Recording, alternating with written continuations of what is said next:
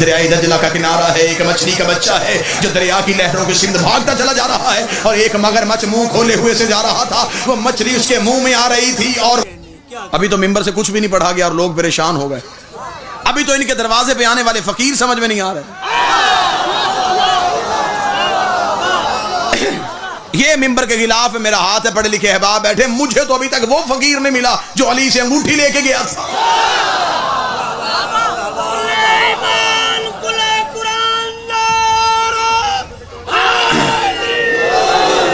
وہ جس نے امیر المومنین سے آ کے انگوٹھی لی، وہ کون سا فقیر تھا؟ میرے ذہن میں تو ابھی تک کئی سوال وہ رکے ہوئے ہیں، یہ کون سا فقیر تھا جس کی آواز علی نے نماز میں سن لی،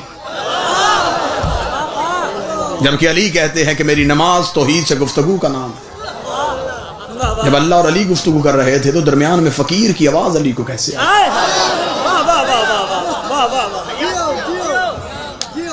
کتابوں نے، علماء نے لکھا ہے کہ علی نے فرمایا تھا کہ تیر کھینچنا ہو میرے پاؤں سے تو نماز کی حالت میں کھینچ لینا، کیونکہ نماز میں علی یہاں نہیں ہوتے تو جو یہاں تھا ہی نہیں، اسے فقیر کی آواز کیسے سن؟ پھر نماز میں علی رکوع میں تھے، اہل علم تشریف فرما ہیں، علماء سے پیار کرنے والے لوگ بیٹھے ہیں، بغیر وجہ کے نماز میں حرکت نہیں ہوتی، رکوع ہے واجب رکن نماز کا۔ علی رکوع میں تھے، علی نے ہاتھ سے انگوٹھی اتاری اور ہاتھ پیچھے کیا، کیا کہنے، واہ واہ واہ واہ۔ کسی کتاب نے لکھا کہ علی نے وہ نماز دوبارہ پڑھی ہو، ٹھیک ہو گیا۔ اس سے زیادہ حیران کرنے والی بات آگے کروں؟ مولا امیر المومنین نے انگوٹھی دے دی۔ خدا نے بھی قرآن میں صرف شاباش نہیں دی کہ فقیروں پہ عنایت کرنا شکریہ تیرا علی، نہیں، خدا نے ولایت دے دی، انگوٹھی کے بدلے ولایت۔ اور پھر خدا نے یہ نہیں کہا کہ علی نے انگوٹھی خیرات میں دی، خدا نے کہا علی نے انگوٹھی زکات میں دی۔ انما ولیکم اللہ ورسولہ والذین آمنوا الذین یقیمون الصلاۃ ویؤتون الزکاۃ۔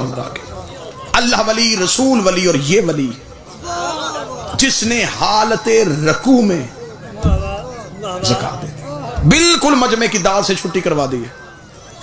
خطابت کا کوئی جوہر یہاں پہ میں نے ایک بھی جملہ نہیں دیا، جتنی خاموشی ہوگی اتنا نتیجہ اچھا سمجھ میں آئے گا، جان بوجھ کے مجمع خاموش کروا رہا ہوں تاکہ نتیجہ سمجھ میں آئے۔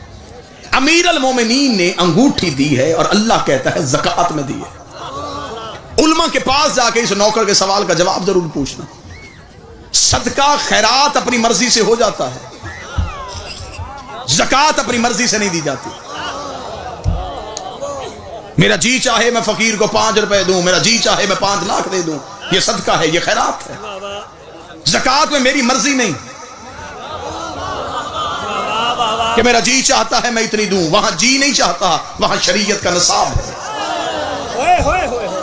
اونٹوں پہ علیحدہ ہے، بھیڑ بکریوں پہ علیحدہ ہے، گندم چاول کی علیحدہ ہے، سونے کی علیحدہ ہے، کرنسی کی زکات علیحدہ ہے۔ زکات کا نصاب ہے، ایسا ہی ہے۔ کسی انسان نے حساب کروایا، اس کی زکات بنے 500 روپیہ، اب وہ 501 بھی نہیں دے سکتا، 499 بھی نہیں دے سکتا۔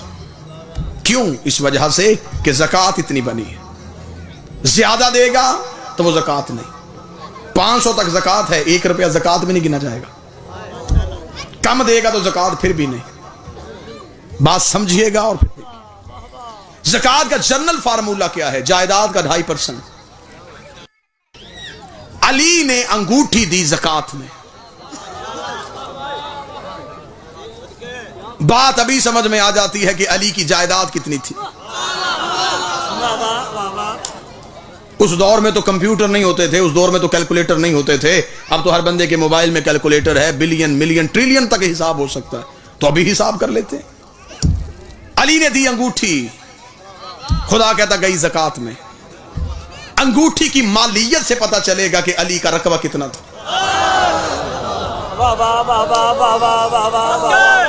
کیونکہ انگوٹھی زکات میں گئی ہے، خیرات میں نہیں گئی۔ انگوٹھی بتائے گی کہ علی کی کل جائیداد کتنی تھی. میں نے قرآن کے سامنے ہاتھ جوڑے, میں نے کہا اے علی کے خاموش ذاکر,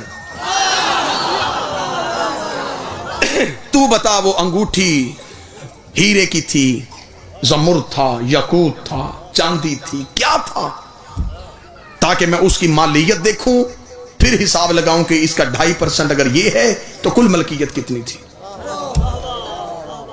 تفسیر قرآن نے کہا یہ انگوٹھی جو علی کے ہاتھ میں تھی یہ وہی انگوٹھی تھی جو سلیمان بن داؤد کے ہاتھ میں ہوتی تھی.